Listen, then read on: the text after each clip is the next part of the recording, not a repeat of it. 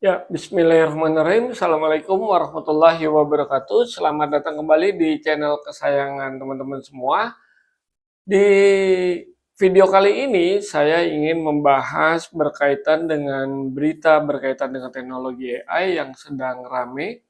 Karena biasa ya, di video di channel kami biasa memberikan informasi berkaitan dengan perkembangan terbaru dengan berita berkaitan dengan AI dan teknologi ekonomi dan yang kekinian.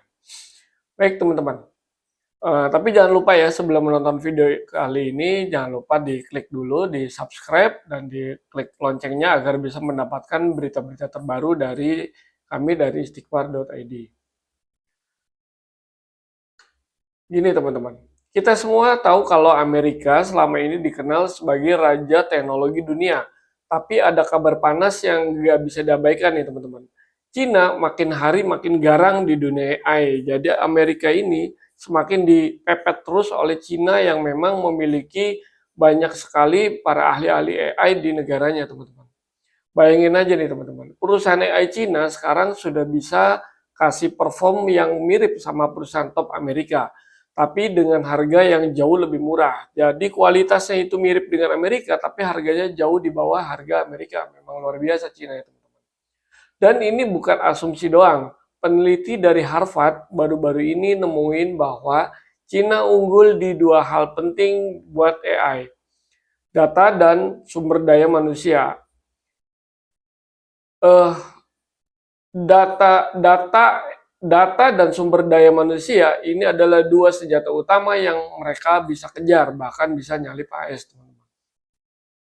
Bukan cuma untuk pasar lokal, teknologi AI Cina sekarang udah diadopsi secara global.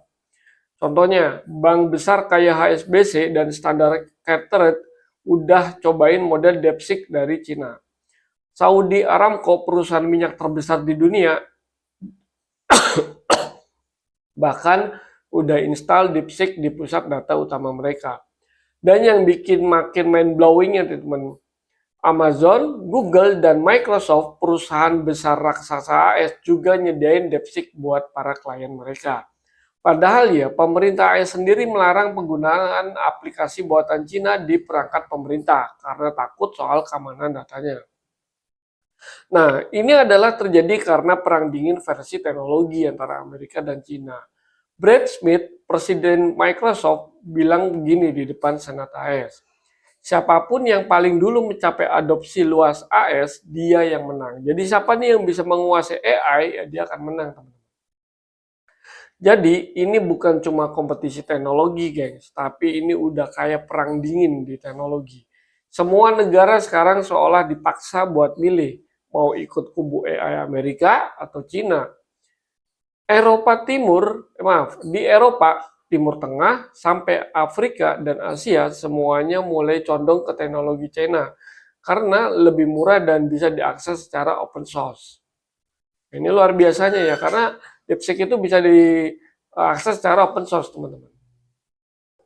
Amerika Serikat rugi, Cina jalan terus. Kebijakan pemerintah AS buat batasi akses Cina ke chip dan dana mereka malah bikin bumerang. Nvidia contohnya realnya nih teman-teman. Produsen chip AI terkenal kehilangan potensi pendapatan sampai 10 miliar dolar gara-gara chip H20 mereka dilarang untuk diekspor. Dan sementara perusahaan AI Amerika Serikat kayak OpenAI, Google, Meta sibuk melindungi model mereka dan pasang tarif mahal. Cina malah jalanin pendekatan kebalikannya, open source, fleksibel, dan murah. Makanya nggak heran kalau startup Jepang, kampus Afrika Selatan, sampai platform global kayak Letternote mulai pindah ke DeepSeek dan Queen dari Alibaba. AI ala Barat versus AI ala Cina, kalau AI Amerika fokus ke pengembangan AI super intelligence. AI Cina lebih milih pendekatan praktis, cepat, bisa dipakai sekarang, dan murah. Dan ini berhasil. Menurut salah satu pendiri Letternote, kualitas DeepSeek setara dengan ChatGPT tapi 17 kali lebih murah. Siapa yang nggak tergoda? Harga 17 kali lebih murah teman-teman, tapi kemampuannya setara dengan ChatGPT. Risiko propaganda dan misinformasi, tapi tunggu dulu, ini bukan cuma teknologi atau harga teman-teman. Kalau AI Cina makin mendominasi, ada risiko baru AI bisa dipakai untuk menyebarkan propaganda, bubble informasi, bahkan sensor topik sensitif. Misalnya, versi DeepSeek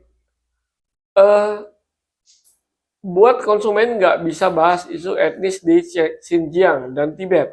Bayangin kalau model kayak gini digunakan di negara-negara berkembang tanpa kontrol. Bisa jadi alat penyebar narasi sepihak atau untuk propaganda, teman-teman.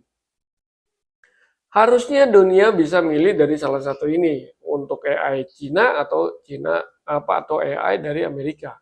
Dulu sektor AI Amerika dan Cina tuh erat banget. Investor AS bantu pendanaan Cina. Mahasiswa Cina kuliah dan kerja di universitas serta perusahaan teknologi Amerika.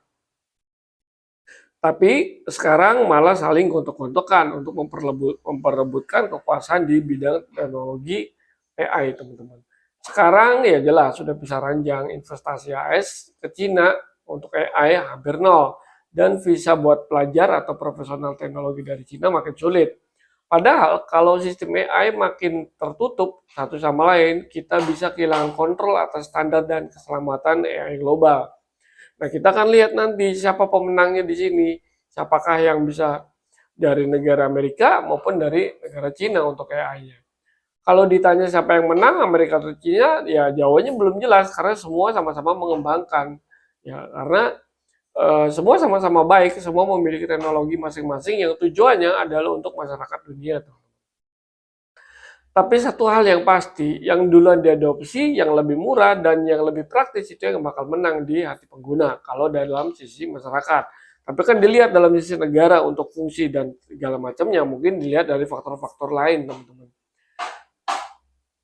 Nah, pertanyaan sekarang, kalau kamu harus milih untuk AI Cina atau AI Amerika, nah itu akan kembali lagi kepada diri teman-teman masing-masing. Disesuaikan dengan kebutuhan, disesuaikan dengan budgeting, yang pastinya ya disesuaikan dengan kebutuhan kita pada saat kita ingin menggunakan AI itu sendiri. Ya kalau untuk saya sendiri ya saya dan tim saat ini kita masih menggunakan teknologi untuk dari AI Amerika yaitu ChatGPT dan Google Gemini. Nah semuanya sama-sama baik, bahkan DeepSeek pun baik. Tujuannya itu dibuat adalah untuk bisa memberikan bagian untuk tools masyarakat ya di dunia agar bisa maju ke depan mengikuti teknologi kekinian. Karena memang teknologi itu harus diikuti, teknologi juga harus kita pelajari agar kita ini tidak ketinggalan, teman-teman. Di masa sekarang, pada saat kita tidak bisa mempelajari tentang teknologi atau kita antipati terhadap teknologi, ya dipastikan kita akan mundur selangkah, bahkan bisa mundur beberapa langkah karena yang namanya kehidupan kita selalu berjalan ke depan, tidak mundur ke belakang, teman-teman. Jadi yuk teman-teman semua, kita selalu belajar, kita terus upgrade skill berkaitan dengan keilmuan, berkaitan dengan teknologi, berkaitan dengan apapun yang kalian suka, yang tujuannya adalah apa? Untuk bisa kita mengendalikan kehidupan kita di dunia ini. Baik, terima kasih. Sekian video dari saya, kita bisa bertemu lagi nanti di video-video berikutnya memberikan informasi yang terbaik. Bila mana video ini dirasa bermanfaat, silakan di-share, di-subscribe, dan sampaikan kepada teman-teman kalian semua. Terima kasih. Saya tutup dengan mengucapkan Alhamdulillah. Assalamualaikum warahmatullahi wabarakatuh. Bye-bye.